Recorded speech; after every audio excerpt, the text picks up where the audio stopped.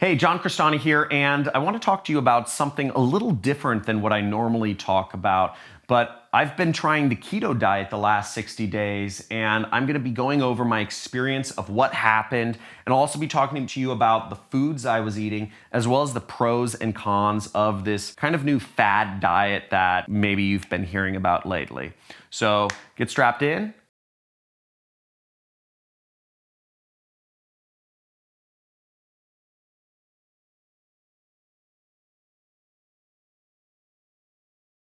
I tried the keto diet and I made a big decision because I'd gained a little bit of weight last year. I don't know, some of my longtime followers may have noticed that, I started getting comments, yo, you're getting chubby, or oh, you have a little pooch, which is kind of funny.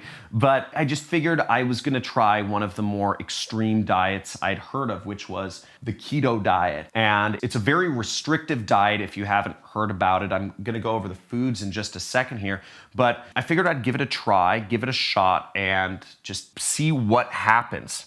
Now, if you don't know what the keto diet is, I kind of put what the good foods you can eat and the stuff you really can't eat on the keto diet on this board. So the way the keto diet works is you eat a lot of fats, okay? The diet is supposed to be, I think, 70% fats, 20% protein, 10% carbs, or something like that. But really, it's just a lot of fats right here. To really do this is you eat a lot of meats, a lot of nuts, and a lot of veggies, okay? Veggies such as, I don't know if avocado is a veggie, but veggies don't have a lot of anything in them, so they're generally fine to eat, but meat, nuts, and veggies. Whereas the stuff you can't eat on the keto diet, carbs.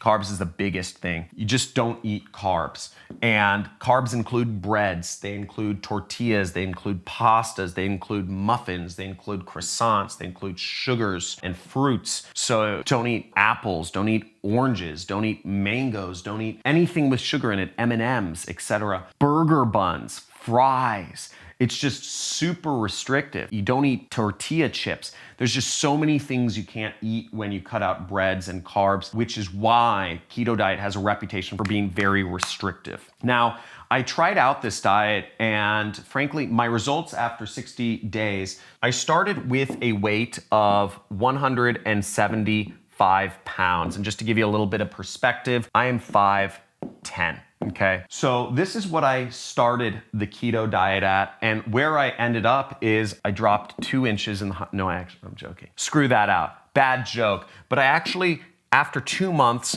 I got down to 160 pounds. So 2 months or 60 days on the keto diet, I lost 15 pounds, which is actually quite incredible. And I'm gonna go over the pros and the cons, and I'll be going over whether I'm continuing the keto diet towards the end of the video.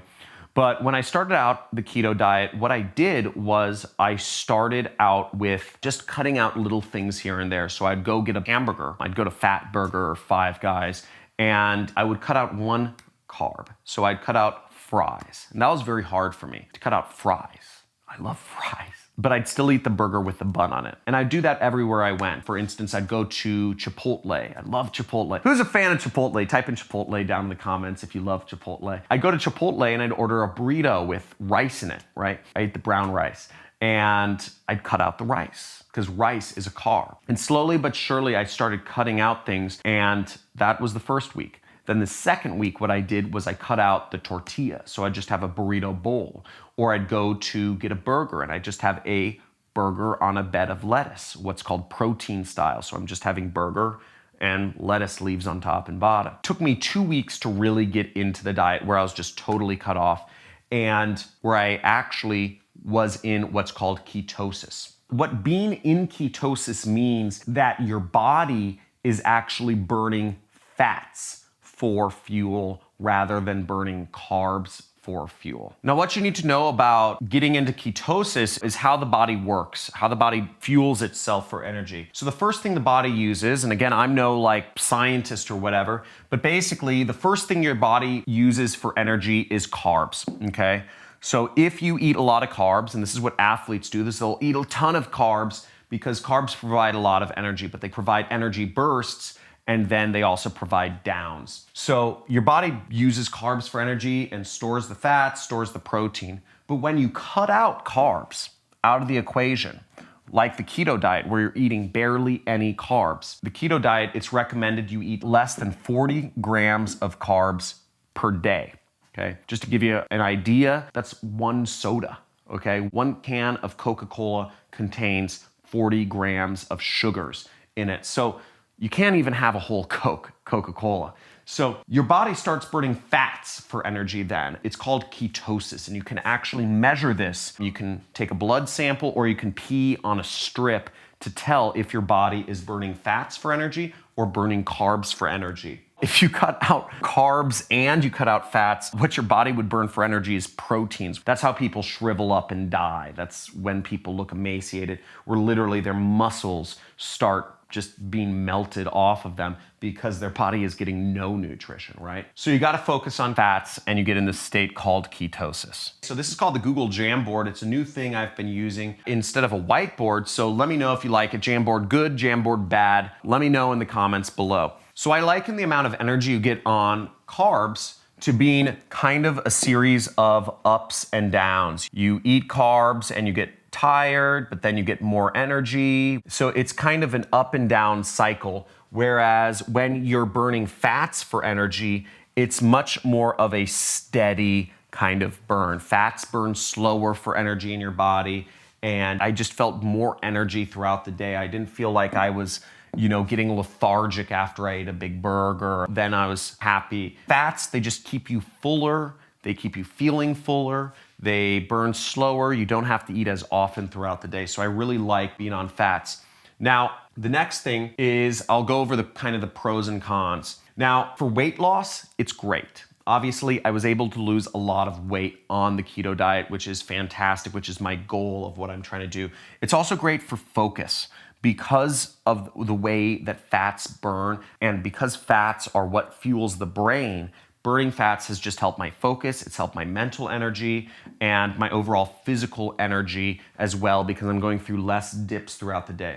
Another reason it helps focus is because it's a restricted diet. I have less things less variables to worry about. Instead of waking up each morning and thinking, ooh, where am I gonna eat for lunch? Do I want Chinese food? Do I want orange chicken? Do I want a burrito? Do I want this? Now, if I go to Mexican food, I'm eating fajitas, okay? If I go to American food, I'm getting like meatloaf or something. If I go to Chinese food, I'm just getting chicken. It's been good for my focus. I think about food less each day because I'm just meat, nuts, and veggies, just simple, straight line. And the other thing I really like about it is that it's measurable. I can tell if I'm in ketosis or not. I can pee on a strip and see if I'm doing the diet right or if I'm doing the diet wrong. Whereas other diets, I feel a little more loosey-goosey. You don't know definitively if you're on or off the diet. Now, as for the negatives, the first 2 weeks of the keto diet kind of suck, okay? Going through a couple days of what is called the keto flu just makes you feel lethargic, okay? It just wasn't fun, just being super lethargic for seemingly no reason. Also, cutting out so many foods that are just normal things that I would eat every day was a bit difficult. It's also very boring. It's a boring diet. Just isn't a lot of stuff to eat. As I said, I go to Mexican food now. It's like fajitas. That's what I eat. I eat fajitas and I eat a lot of guacamole. And it's also just so restrictive. Not being able to eat fries just kills me. Not being able to eat pizza kills me. Not being able to eat tacos kills me. Not being able to eat chips or Cheerios at night kills me inside. It's just so sad. I actually found myself one day, I bought a piece of pizza for my daughter. I was at the supermarket at Whole Foods and I was like, I'm just gonna have one bite of her pizza. That's it. That won't put me over my 40 gram a day, limit of carbs. And I just wolfed the entire thing down in a matter of seconds. It's hard to stay on. And the other thing about the keto diet is it's expensive. I found that in order to just try to eat keto, I buy a lot of nuts. So check this out. So I eat a lot of macadamia nuts. So I shop at Erewhon now, right? I don't know if anybody else shops at Erewhon, but I shop at Erewhon. Macadamia nuts are pretty expensive, but they're super high in fat. They're a great keto food. And I just been eating a lot of these. I'll eat 1 or 2 of these a day, but each of these costs like $6 each or something like that. Another thing I eat a lot of is I eat a lot of nut butter. Here's some nut butter from RX. And again, these are like $2 or $3 per pack. It's like barely any nut butter, but it's made for the keto diet. Another example of something I have a lot of is Bulletproof coffee. So Bulletproof makes themselves good for the keto diet. This has basically fat in it. It has grass, it has butter in it, and MCTs.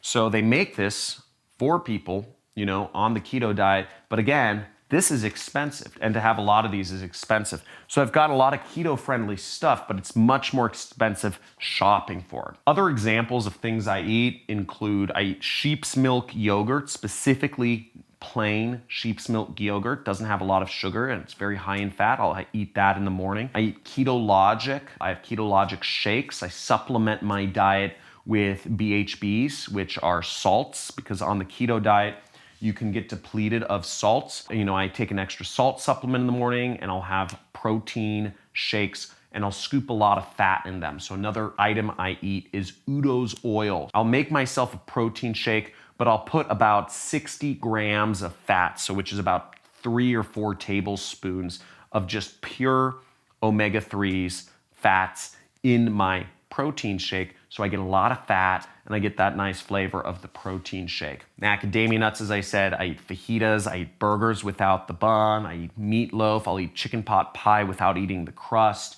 I have tomato bisque soup from BJ's Brewery, but with extra cream in it. I'll have burrito bowls. Chipotle now has keto-friendly burrito bowls. So all of this stuff, that's how I've been on the keto diet. Those are my results. If you have any questions for me about how to do the keto diet or my experience, feel free to ask in the comments below. If you'd like to see more videos about what I've been doing to kind of hack my focus or hack my health, leave a comment. Just say more health stuff. I'd be happy to share the things I'm doing. So let me know if this makes you more interested in trying the keto diet. Say if you're gonna try it, or if you say, doesn't sound like it's for me, type it in below. I'd love to hear what your thoughts are. Thanks for watching. Have a good day.